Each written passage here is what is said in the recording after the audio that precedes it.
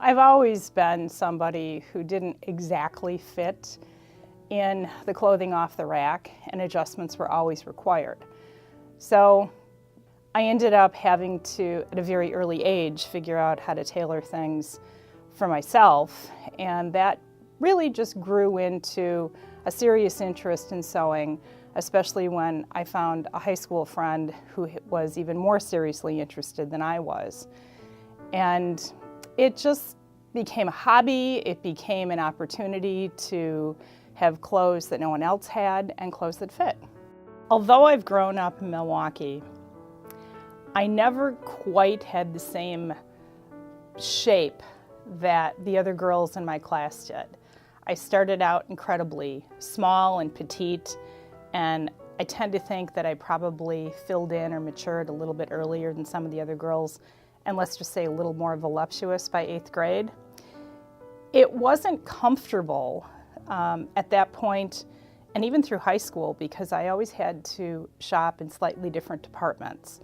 One of the things that actually drew me into an interest in lingerie, I think, was having an experience in the high school locker room, you know, when you're changing clothes for gym class, and having somebody say to me, "Oh, my mom has that bra at home." And I'm really sensitive to that with the young girls that are my current clients. And I really go out of my way to make sure that I have a variety of underwear, bras particularly, that a larger than average size junior high school or a high school girl might feel comfortable wearing, specifically to avoid that kind of an embarrassing situation. So I have a lot of heart for those girls. My early influences, especially that I think put me in the place where I am right now in a lingerie store, and particularly taking care of women with a huge comfort zone.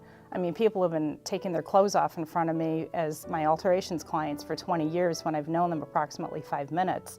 And as much as I try to give somebody privacy, they generally just have this super comfort zone that just says, "Oh, don't bother." It's kind of like going to the doctor. I don't have any hesitation about it, but I do try to offer, you know, privacy and respect where necessary. But I'm not a very judgmental person. I think we all bring ourselves to the table, and all of us just have an idea that, you know, we want to be, you know, looking as best as we can. And sometimes we try a little harder in special situations. How I was influenced to get here may have something to do with my interest in perfecting my own looks in terms of being able to find fabrics in the fabric store that look like what you could find in the department stores in ready-made clothes, and that always wasn't so easy. And also being able to find better fabrics back in the day than you found in clothing that you could afford in the department stores. I guess if I was to point to my greatest influence in terms of being able to understand fit and proportion, it would have a lot to do with a couple of elective courses that I took when I was at Marquette. I was absolutely dying in Spanish class, and an upperclassman suggested that I talk to the dean and see if I could take some electives that were kind of in a artsy, cultural area.